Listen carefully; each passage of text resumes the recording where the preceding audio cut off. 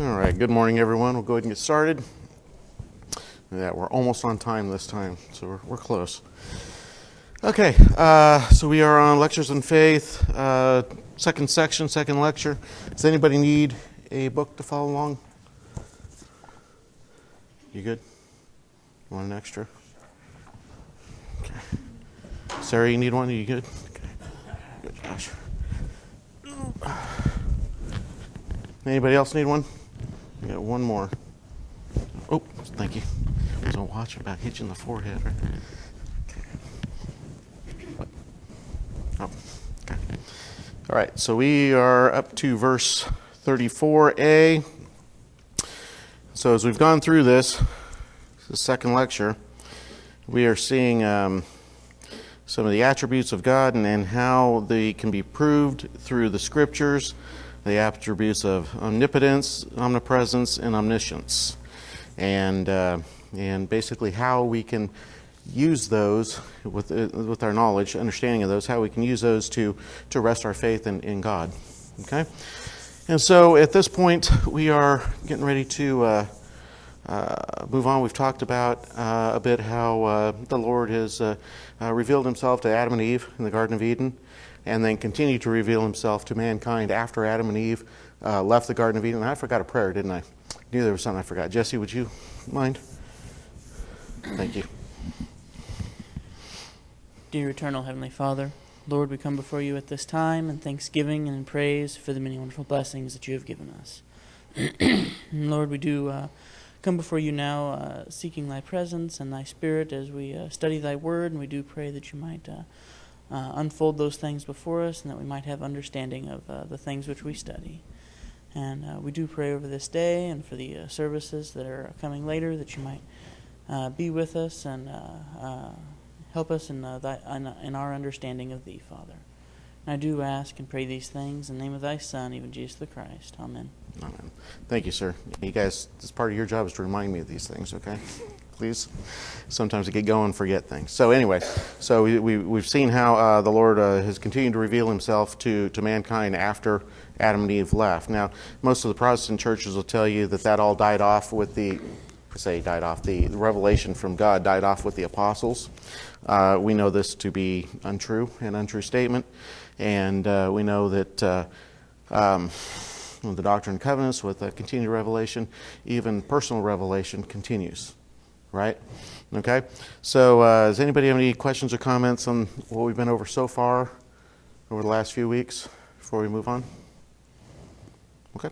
All right. Well, let's. Can I get a volunteer to read 34a through 36d? That's all right. Yeah. I'll jump up at once. Dave will do it. Thank you. I know it's early, but come on.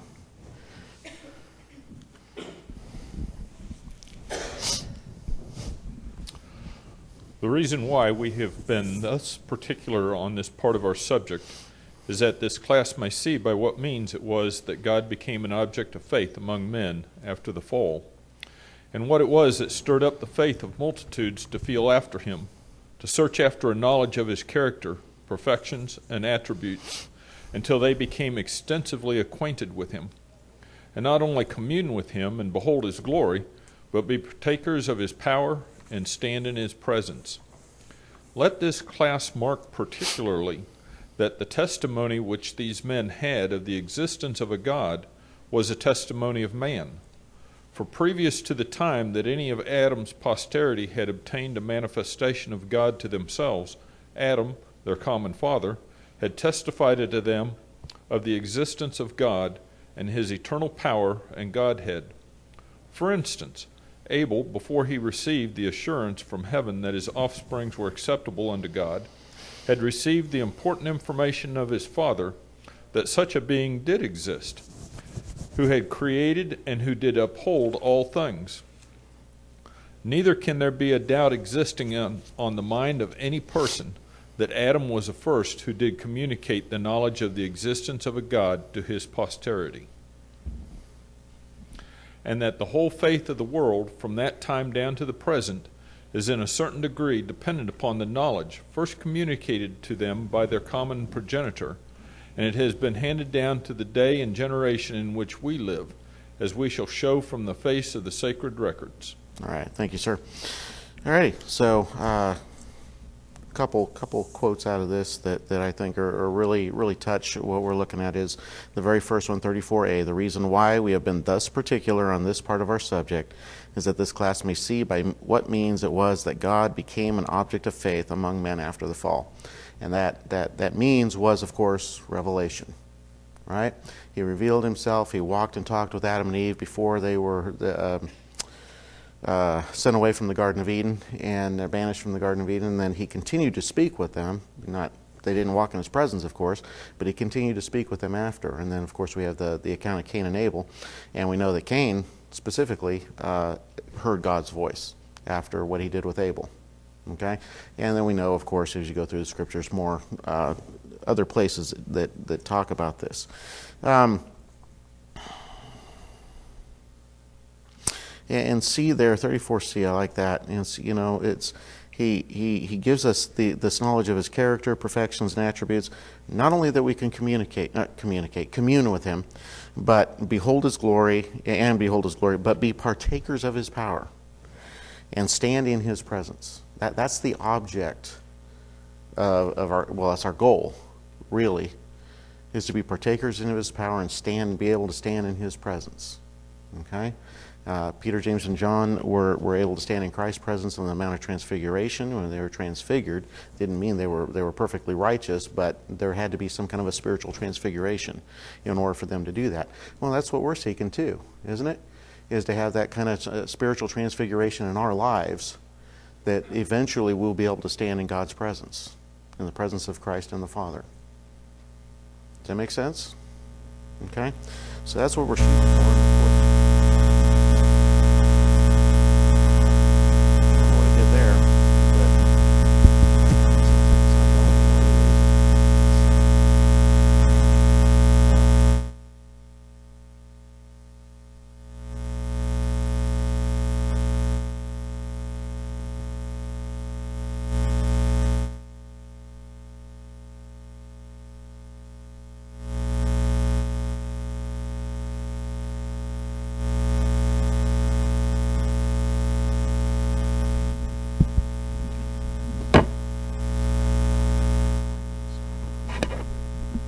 All right, and we'll just go with this. Is that working? We'll just go with this, and I'll walk it around. Jim, you want to turn off the tie mic? Thanks. Okay. I forgot where I was. Anyway, so going on. So the next quote that I like there is 35b. And for previous to the time that any of Adam's posterity had obtained a manifestation of God to themselves. So before God actually revealed himself to them individually, okay, Adam, their common father, had testified unto them of the existence of God and of his eternal power and Godhead. So Adam, of course, had received that revelation, and Adam testified to those who came after him, okay? And then they had to seek out their own testimony. All right? Just like we have to seek out our own testimony, our own revelation of God. It's the same in the beginning as now as it was in the beginning. Okay, other than we can't speak with Adam directly, as he walked on this earth. Okay, any questions or comments there? So this is our goal, right? To strengthen our faith, so that we can have it become actual knowledge by being able to be partakers of God's power and stand in His presence. That's the ultimate goal, all right, for each of us individually. All right, well, let's go ahead and go on to 37. Starting here is a lineage from Adam to Noah. And this goes on for a little bit, and it's a little confusing. So I made up a chart. I'm going to pass these out, and you guys can look at these and try to follow along. So side 1 goes from Adam to Noah, and then side 2 goes from Noah to Abraham. Okay?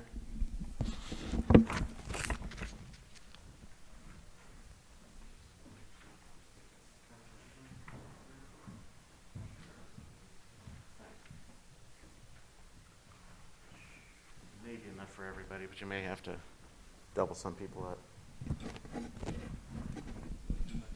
That might be easier, actually. Thank you, Ryan.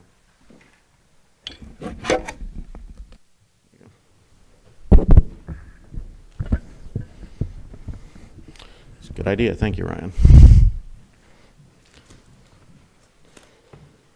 Okay. So looking at these, I know not everybody's got one quite yet, but looking at these, the numbers on the left-hand side, the number outside of the parentheses, and that is how old that person was when they died, or in Enoch's case was translated. Okay?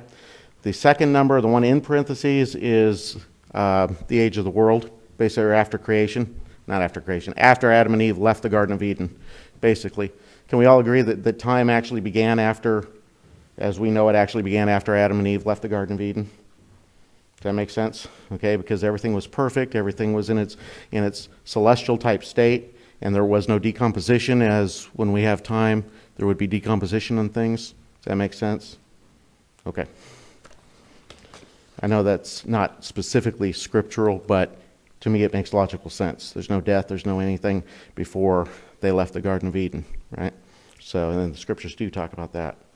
Okay, the numbers on the left-hand side, like from Adam to Seth there, you see 130.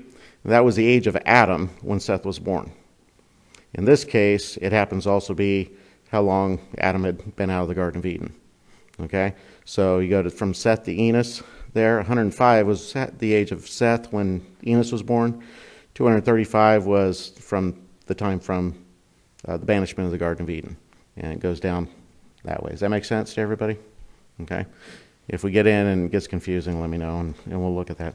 One thing to point out and look at is you look at Adam's lifespan, and you take that straight down, and he actually was alive when Enoch was alive. Adam was alive when Zion was on the earth. Okay? Something I think we don't really think about and don't study much. And Adam was around, okay, when that was going on. He was alive through Methuselah. And I think, I might say in the book here, he was alive when Lamech was alive there too. But I tried my best when I did this. It was, I don't do graphic arts, so I did the best I could on this timeline. All right, any questions or comments on that before we get going?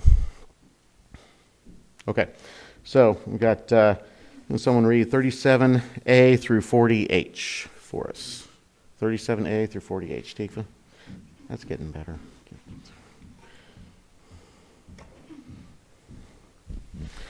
And this, like I said, this is an account of lineage from Adam to Noah, so there's going to be a lot of numbers and a lot of things in there. So, but we can follow it through the timeline if anybody has questions. Go ahead, hon. First, Adam was 130 years old when Seth was born. That's found in Genesis 5:3. And the days of Adam after he had begotten Seth were 800 years, making him 930 years old when he died. Do you want me to read every reference? No. Okay. Goodness, no. Seth was 105 when Enos was born. Enos was 90 when Canaan was born. Canaan was 70 when Mahalalel was born. Mahalalel was 65 when Jared was born. Jared was 162 when Enoch was born. Enoch was 65 when Methuselah was born. Methuselah was 187 when Lamech was born. Lamech was 182 when Noah was born. From this account it appears that Lamech, the ninth from Adam and the father of Noah, was 56 years old when Adam died. Methuselah, 243, Enoch, 308, Jared, 470, Mahalalel, 535, Canaan, 605, Enos, 695, and Seth, 800. So that Lamech, the father of Noah, Methuselah, Enoch, Jared, Mahalalel, Canaan, Enos, Seth, and Adam were all living at the same time, and beyond all controversy were all preachers of righteousness. Moses further informs us that Seth lived after he begat Enos 807 years, making him 912 years old at his death. And Enos lived after he begat Canaan 815 years, making him 905 years old when he died. And Canaan lived after he begat Mahalalel 840 years, making him 910 years old at his death. And Mahalalel lived after he begat Jared 830 years, making him 895 years old when he died. And Jared lived after he begat Enoch 800 years, making him 962 years old at his death. And Enoch walked with God after he begat Methuselah 300 years, making him 365 years old when he was translated. Stop there for 1 second. Okay, that is from the King James Version, the 365 figure. So from the inspired version of the Doctrine and Covenants, we know that Enoch was 430. Okay? So this is, remember, this Lectures on Faith was written 1831, give or take, and they had the King James Version of the Bible at that point. So that's where that number comes from. Okay, go ahead, Tikva. And Methuselah lived after he begat Lamech 782 years, making him 969 years old when he died. Lamech lived after he begat Noah 595 years, making him 777 years old when he died. All right, thank you. Okay, so for me, the timeline that we have in front of us is a little easier to follow than going through that and trying to piece it all together. Okay, so the main point I think that they're trying to make here is that Adam, or Lamech, Adam was still alive when Lamech was, what did it say, 56? It was 56 when Adam died. Okay, and I remember, and I didn't look this up, in the Doctrine and Covenants, it talks about Adam gathering basically all the preachers, in Adam on Naaman for a meeting when Adam was old. Okay, so Seth, Enos, Canaan, Mahalalel, Jared, Enoch, Methuselah, and probably Lamech were there at that meeting. Okay, I mean, well, yeah, Enoch would have been because he was translated after Adam died. So think about that. Think about all these people and the witness that they all had from Adam himself, who walked and talked with God at one point. It's pretty amazing stuff, isn't it? I don't, maybe you guys do, but I don't tend to put that together when I'm reading the scriptures and just think about, oh yeah, well, Lamech was, father of Noah was, Adam was still alive in part of his lifespan. Well, you don't think about that, but he was. And so they had a first-hand witness of someone who walked and talked with God to tell them, yes, this is what occurred, this is what he told me, this is what he taught, yada, yada, yada. Okay? Today, that would be similar in our situation if, like, we had lived during Joseph Jr.'s time, or Joseph Jr. was still alive during part of our lifetime, the one who received the revelation to begin the restoration. Does that make sense? Okay? It would be a similar idea in that. Okay? Pretty amazing from there.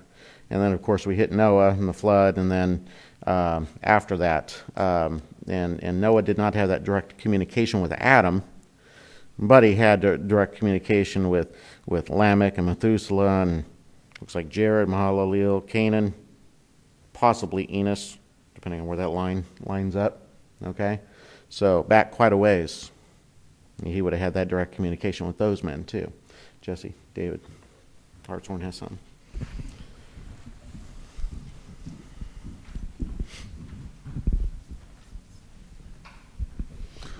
Yeah, with Noah, he was close enough to Adam that it would have still been contemporary. All the other people that were there that talked to Noah when he was a child, they would have told him about his grandfather, and it wouldn't have been something about, well, your grandfather 200 years ago. It would have been, your grandfather just a few years back, he said this or he did this. Right. The other thing that surprised me, I've gone through a chart like this several times, and it never clicked before for some reason, but all these guys that were there, mm-hmm. they weren't translated with Zion. Right. That surprised me. Yeah. As you look at it, because you had Jared, let's see, what would you have? You had Lamech, Methuselah, Jared, Mahalalel, Canaan. It looks like Enos had died before. So, yeah, you had a number of them, didn't you? A number of these, what we would call the patriarchs, of the gospel, who weren't translated with Zion. And why would that be? I have my idea. Why would that be?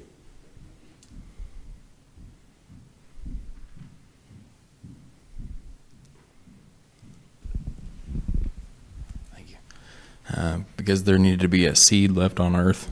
Absolutely. Absolutely. You needed not just a seed, but you needed a huge witness. A number of guys, I didn't count them. How many were there? 1, 2, 3, 4, 5, 6. Is that right? 1, 2, 3, 4, 5. 5. 5 of them that I see that were left there to preach the gospel to whoever was left on the earth. So, it's kind of an interesting thing in my mind. We think of Zion and all the righteous were translated. Well, it's not necessarily true. I assume these guys were fairly righteous, and maybe they could have been translated. I don't know for sure, but they weren't because of what Ryan said. There had to be a seed. There had to be something left on the earth. Just like when the flood came in Noah's time, he still had to have a preacher of righteousness on the earth to raise his children and grandchildren and so on and so forth. Make sense? Okay, Dave? And regarding the flood, it appears, the way I've read the scriptures, it appears as though Methuselah was present when the flood began. Yeah, that's what it looks like. It doesn't say that he died in the flood. No. But it doesn't say he died before the flood either. But it looks as though he died the year of the flood. Yes, yeah, that's what we show here on the chart here too. In 1656, that would have been, that would be correct. 1,656 years after time began, the flood occurred, and Methuselah, either died in it or died just immediately before it.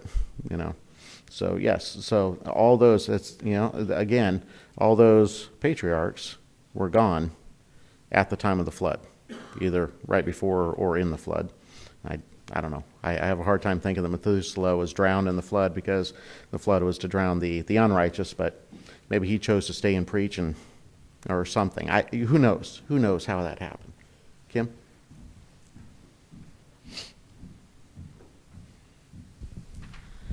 If I remember correctly, which I know I'm a little sketchy on it, but there was a reason why Methuselah wasn't included in that. And I think it had to do with his pride or something like that. I'd have to look it up. Yeah, I don't recall that in Scripture, but there may be some legend or something on that. Yeah, look that up for us sometime. Maybe bring it back next week. Sorry. No, that's good. That's not actually a scriptural reference. That's just a supposition that a lot of people, it's a train of thought, an ideology that a lot of people have, just because he was like the oldest man on earth. But one thing I've always been curious about is, doesn't it say in the scriptures that there was no righteous man on the earth save Noah at the time of the flood? I don't recall. It may.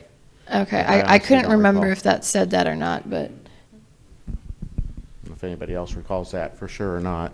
it's just something that would be interesting to see or know, because, I mean, there's two people that were alive, because it said that Noah started preaching 300 years before the flood, correct? It took him 300 years to build the ark? No, I thought it was 120. 120? I don't know. I may be off on that too. But that happens once in a while. just something that is interesting to think about. Yeah, so, okay. Josh, do you still have some of these? I don't. Would you mind, Wayne just walked in and see if anybody else needs one? One of you guys, I don't care. Unless Jesse wants to do it, that's fine. I know Wayne just walked in. I'm not sure if anybody else is, walked in either. So we've got these timelines. If anybody needs one, put your hand up. Okay? Your aunt could use one too. Sorry, Lisa, I thought you were here earlier. All right. So any other questions or comments there on this lineage? All right, let's go ahead and move on to 41 through 44D. Who'd like to read for us? Kevin? Kevin, read for us.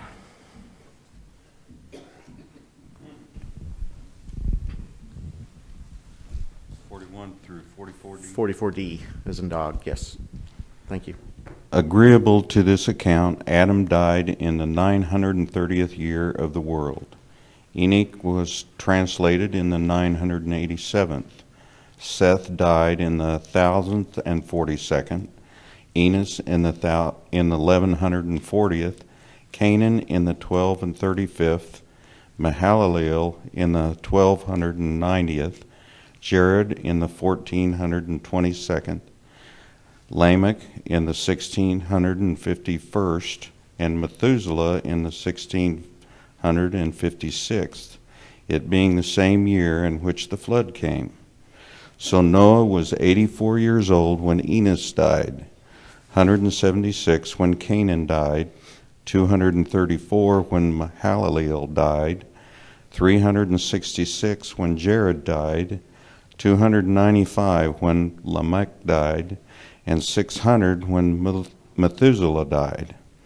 We can see from this that Enos, Canaan, Mahalaleel, Jared, Methuselah, Lamech, and Noah all lived on the earth at the same time, and that Enos, Canaan, Mahalaleel, Jared, Methuselah, Lamech were all acquainted with both Adam and Noah.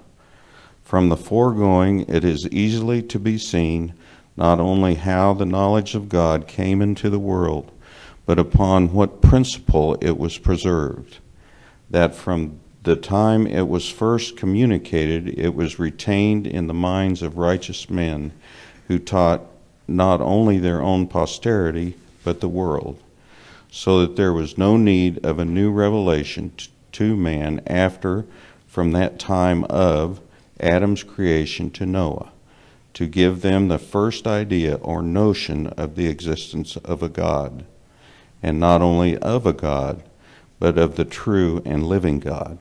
All right. Thank you, Kevin. Okay, Ryan?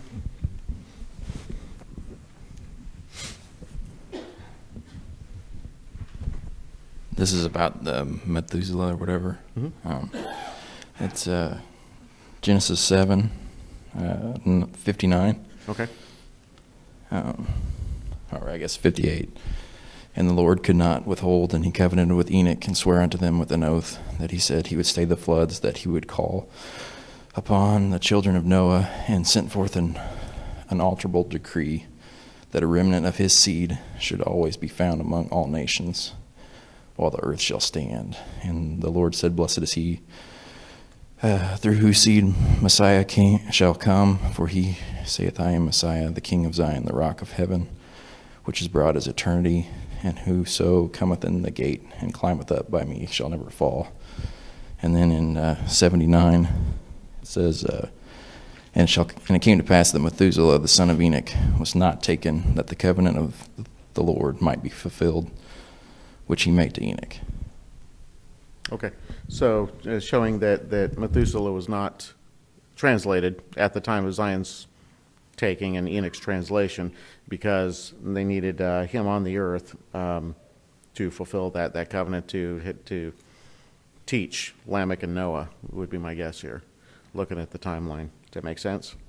Okay, that sounds good. Thank you. Barbara? Barbara, back.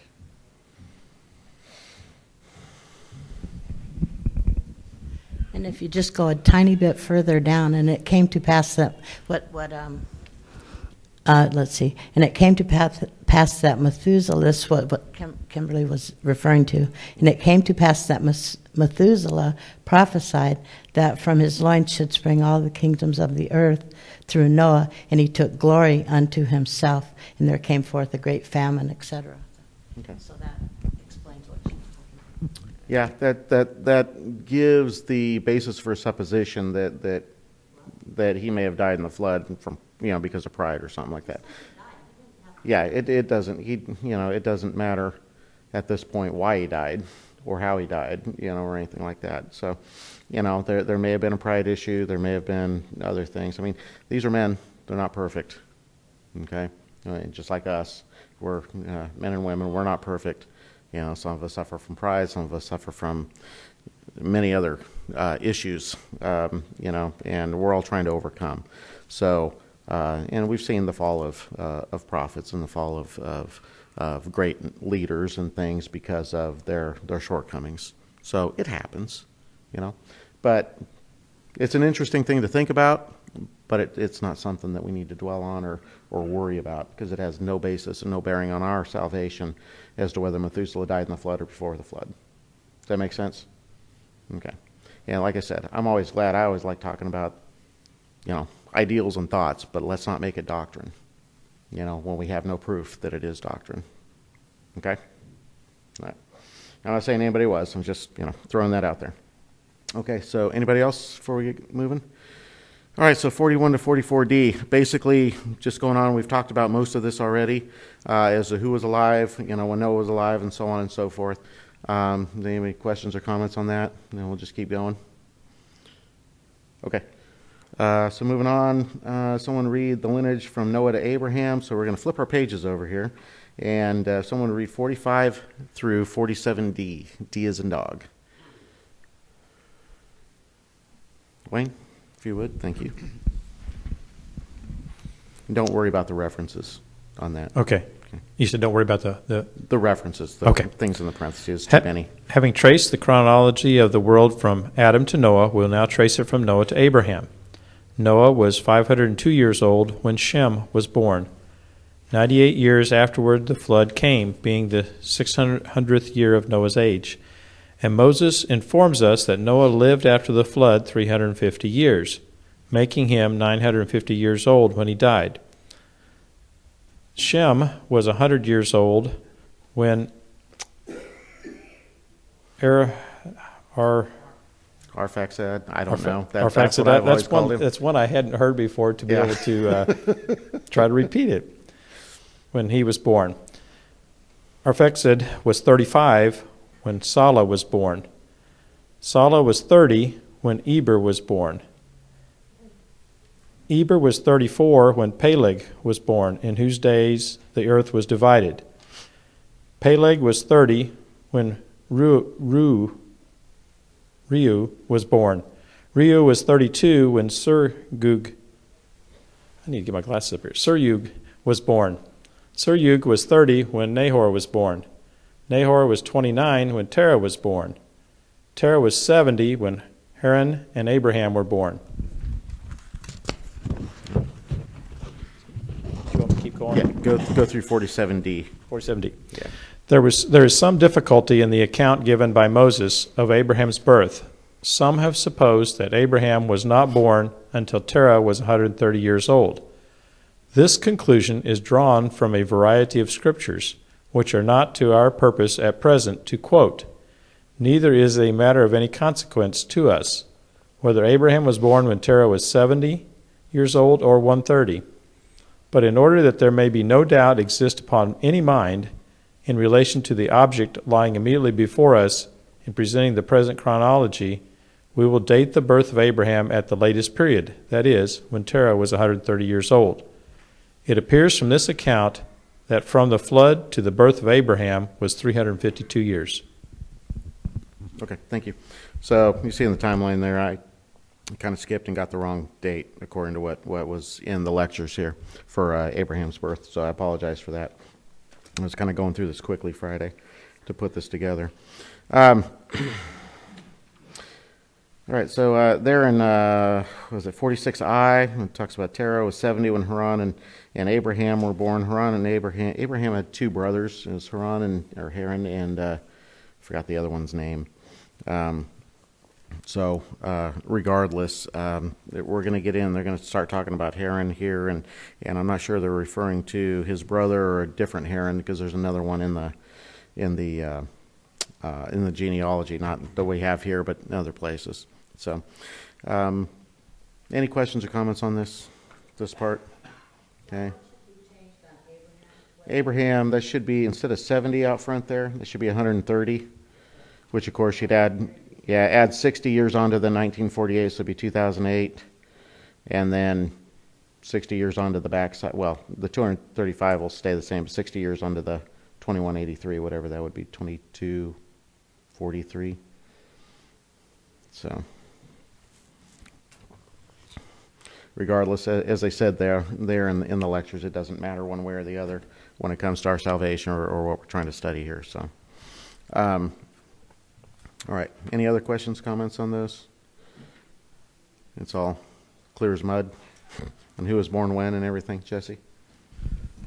I find it interesting here looking at this. It looks like Noah was still alive when Abraham was alive. Yes. Kind of yes. like similar thing with Adam. Yeah, exactly. And that's very interesting because we don't generally put that together at all, do we? when we start getting through Genesis. We got Noah, and then you got his sons, and I think for the most part we just assume Noah died fairly quickly, but he didn't. He lived, I forgot what they said, another 600 years after the flood, something like that. 350, thank you. It was 600 years, different spot. But 350 years after the flood, that's a pretty good lifespan after that. Something else interesting, and this is totally off topic. If you take a look at these two timelines, you'll notice from Adam down to Noah, his lifespans are pretty long. Other than Enoch, of course, he was translated. I'm pretty sure he would have lasted a lot longer down to Noah. But once you hit, and Shem was fairly long, but then they really start dropping down. Okay? I don't know why. My theory is there's environmental issues from the flood, and things got, jumbled up, and so we started living shorter lives because of that. Jesse? I've heard environmental issues and also genetics. And genetics, absolutely. Yeah, I think genetics plays a huge role in how we deal with our environmental issues too, doesn't it? So, yeah. So, I don't know. Doesn't matter. Just, again, it's one of those things to think about and ponder. But you can see just from these timelines that there's a huge difference pre-flood to post-flood on lifespans. Okay, but even with Abraham, still 235 when he died. So, I don't think I'll live that long.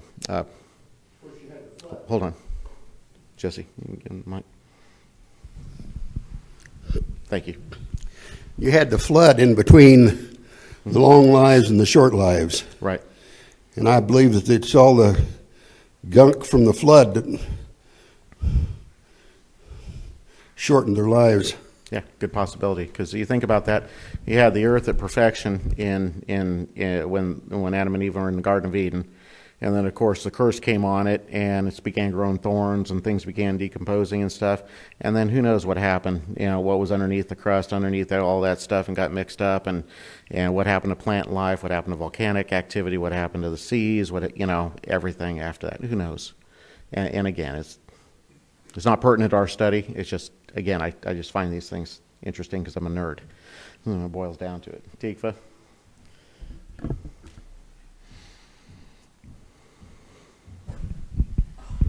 And on that note, because I find these things interesting too, Peleg, it says that in his days the earth was divided. And if you look at the chronology here, everyone's lifespan is again cut in half. Like after the flood, everyone's lifespan is cut in half. Mm-hmm. After Peleg, the lifespan is cut in half. It's just interesting because when the earth was divided, maybe like radiation from the earth or who knows what, like earth radiation may have started up, and who knows. It's just interesting that after the earth was divided, everyone lived half the life of those before them. It is interesting. There are two thoughts on that statement, though, the earth being divided. One is kind of what you're bringing up, where the continents were pulled apart and things of that nature. And the other is that this was a division of peoples, the Tower of Babel, okay, type of thing. Me personally, I tend to go with the Tower of Babel ideal. The people, the civilizations were divided because of the simple fact that if the earth were divided from a physical aspect in continents being pushed apart and stuff, that would be huge turmoil beyond what anything we've ever experienced, beyond what, I don't know if any of you are aware, we've got Yellowstone National Park out there. It's a huge caldera. It's a huge supervolcano. And if that thing goes off, I don't know if you've ever read articles or books on that, and they talk about the devastation that'll happen. Dividing continents would be magnitudes, tens of times beyond what would happen with something like that. God can do anything, and he could have done the division. I'm not taking that away from him. But he also tends to work on a fairly physical level when it comes to floods, dividing earths, the earth and things of that nature. So that's just my theory. We're never going to prove it one way or the other. So it doesn't matter in one of those things. But just to throw that out there are two thoughts on that that I know of. There may be a third that I don't know of when it talks about that. So anybody questions, comments before we move on to the next section? Cecil, thank you. And it was a C. I kept wanting to call him Charles. Sorry, Cecil. So-called educated men made up the idea that the Grand Canyon took millions of years to develop, until Mount Helen blew. And in 48 hours, there was thousands of years of ditch made. Yeah, absolutely. Interesting study. If you look at floods, if you look at volcanic activity and things, and you look at those compared to what we'll call them evolutionists, what evolutionists would say happened over millions of years. The creation of the Grand Canyon, they claim, took millions of years and things. But if you look at a flood, a large flood, and you look at how it impacts the landscape downriver, you'll see many canyons form very quickly. And the interesting thing is, when they form those, you will see different layers of earth in there, and things of that nature that they claim can only be done by millions of years of rivers cutting through or things piling up. And at Mount St. Helens, if you ever get a chance, actually do some research on that and take a look at some of the things that happened around Mount St. Helens when it went off in 1980, if I remember correctly, and the lava flows and the other things that occurred there. They have fossilized trees because of the eruption. Okay, fossilized trees are supposed to take hundreds of thousands of years to happen, right? Literally took weeks, months to do. All those references are out there. It's very, very interesting. I tend to be a young Earth advocate because of these things, these facts, okay? And the things that are right out there and right there for us to see and to find. Well, that's my opinion. But I appreciate that, Cecil. That's absolutely correct. Anybody else before we move on? Okay, let's go ahead and move on. Where are we? 48 to 52. Somebody else read for us? No? Okay, Tikva's raised her hand. She'll read for us. 48 through 52D.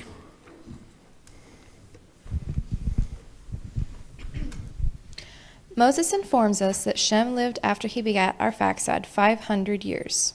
This added to 100 years, which was his age when Arphaxad was born, makes him 600 years old when he died. Arphaxad lived after he begat Salah 403 years. This, added to 35 years, which was his age when Salah was born, makes him 438 years old when he died. Salah lived after he begat Eber 403 years. This, added to 30 years, which was his age when Eber was born, makes him 433 years old when he died. Eber lived after he begat Peleg 430 years. This, added to 34 years, which was his age when Peleg was born, makes him 464 years old. Peleg lived after he begat Reu 209 years. This, added to 30 years, which was his age when Reu was born, makes him 239 years old when he died. Reu lived after he begat Serug 207 years. This, added to 32 years, which was his age when Serug was born, makes him 239 years old when he died. Serug lived after he begat Nahor 200 years. This, added to 30 years, which was his age when Nahor was born, makes him 230 years old when he died. Nahor lived after he begat Terah 119 years. This, added to 29 years, which was his age when Terah was born, makes him 148 years old when he died. Terah was 130 years old when Abraham was born, and is supposed to have lived 75 years after his birth, making him 205 years old when he died. Agreeable to this last account, Peleg died in the 1996th year of the world, Nahor in the 1997th, and Noah in the 2006th. So that Peleg, in whose days the earth was divided, and Nahor, the grandfather of Abraham, both died before Noah, the former being 239 years old, and the latter 148. And who cannot but see that they must have had a long and intimate acquaintance with Noah? Reu died in the 2026th year of the world, Serug in the 2049th, Terah in the 2083rd, Arphaxad in the 2096th, Salah in the 2126th, Shem in the 2158th, Abraham in the 2183rd, and Eber in the 2187th, which was 4 years after Abraham's death. And Eber was the fourth from Noah. Nahor, Abraham's brother, was 58 years old when Noah died. Terah, 128. Serug, 187. Reu, 219. Eber, 283. Salah, 313. Arphaxad, 344. And Shem, 448.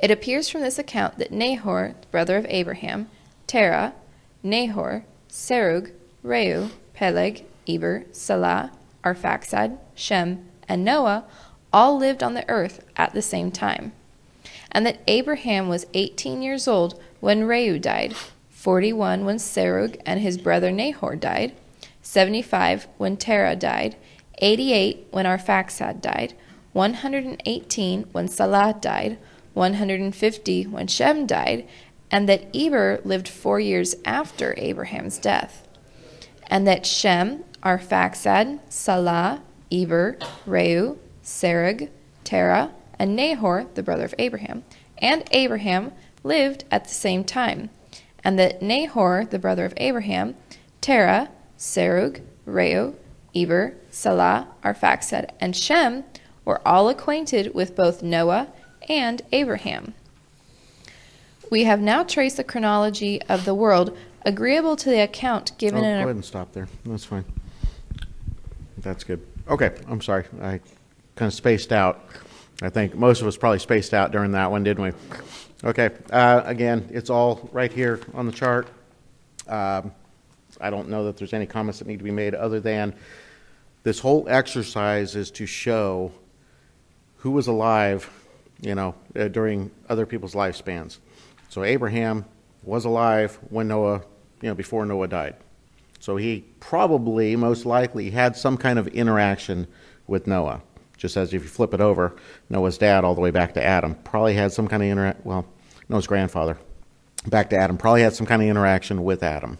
Okay, and this is to show that from the very first witness, Adam, all the way down to, was it Lamech?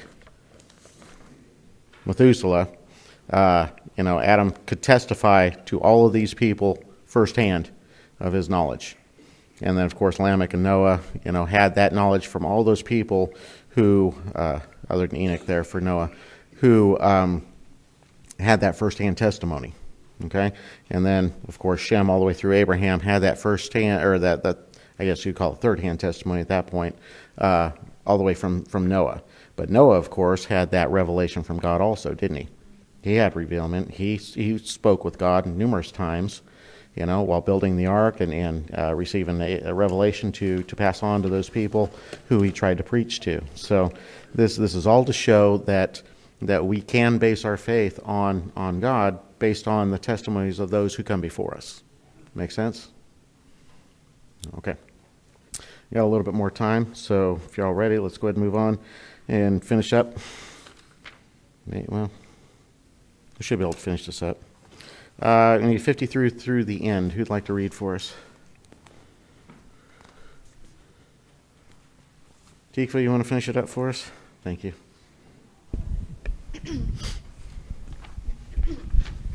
We have now traced the chronology of the world, agreeable to the account given in our present Bible, from Adam to Abraham, and have clearly determined beyond the power of controversy that there was no difficulty in preserving the knowledge of God in the world from the creation of Adam, and the manifestation made to his immediate descendants, as set forth in the former part of this lecture, so that the students in this class need not have any dubiety resting on their minds on this subject, for they can easily see that it is impossible for it to be otherwise, but that the knowledge of the existence of a God must have continued from father to son as a matter of tradition at least. For we cannot suppose that a knowledge of this important fact could have existed in the mind of any of the before-mentioned individuals without their having made it known to their posterity.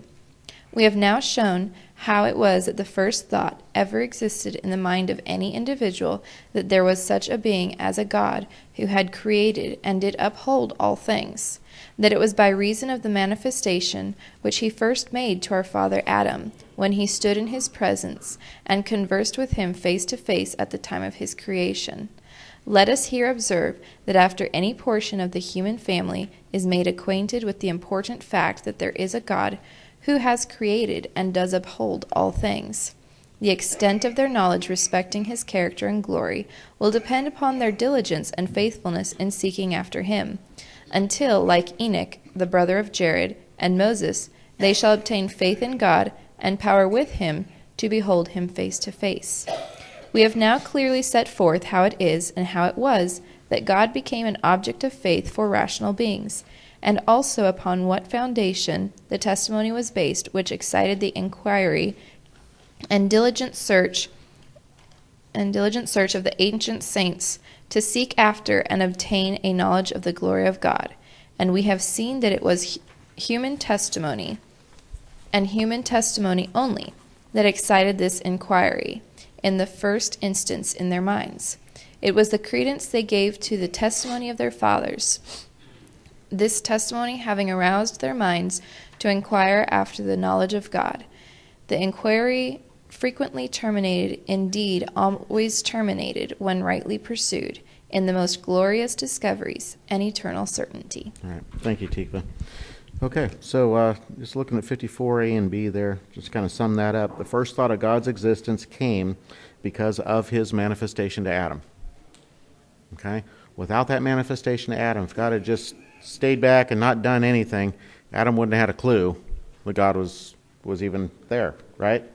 You think about it, we don't, we say we discover things only because we find them or we read them or someone tells us of things.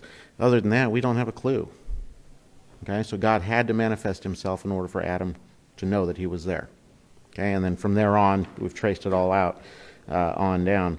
And then 55b, the extent of their knowledge, meaning Seth, Enos, and so on and so forth, all the way down to Abraham. The extent of their knowledge respecting his character and glory will depend upon their diligence and faithfulness in seeking after him. Okay? But that includes us too, doesn't it? So think about that and let's reword that. The extent of our knowledge respecting his character and glory will depend upon our diligence and faithfulness in seeking after him. Okay?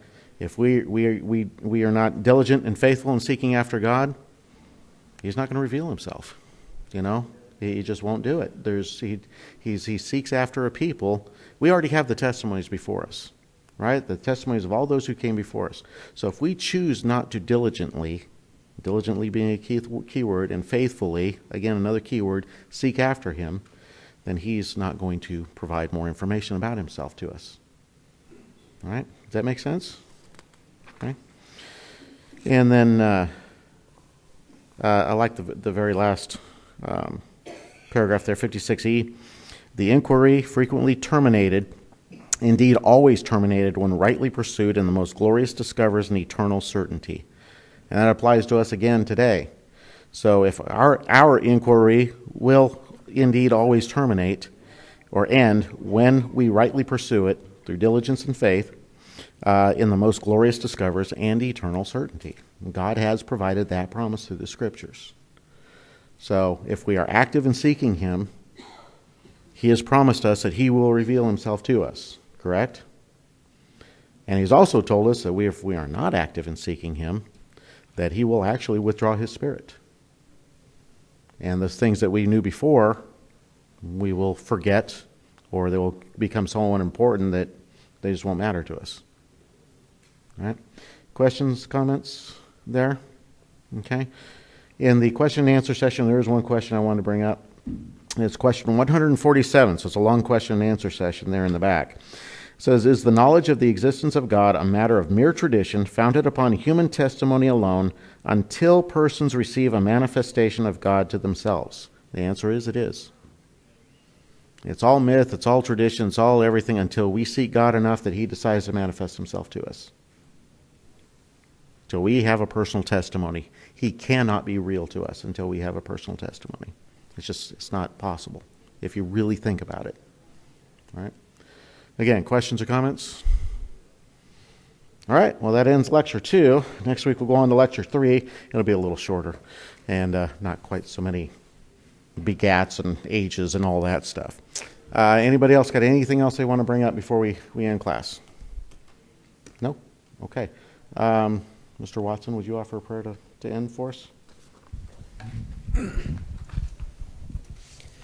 Dear Heavenly Father, thank you so much for this place that we can worship today. Thank you for us all having the opportunity to come to church and worship. I thank you so much for John and his willingness to speak in this class. I thank you for the things that we could learn, and I ask you to please help us internalize these things that we've learned today, that we may go forward, and even that we would have a fire to study your word. And please prompt us to study your word every day, that we may know your will. And if we don't have a testimony of you in our own lives yet, Lord, let us be diligent in seeking you, that we may have a testimony of your goodness and your glory, and that we may move forward and actively seek you.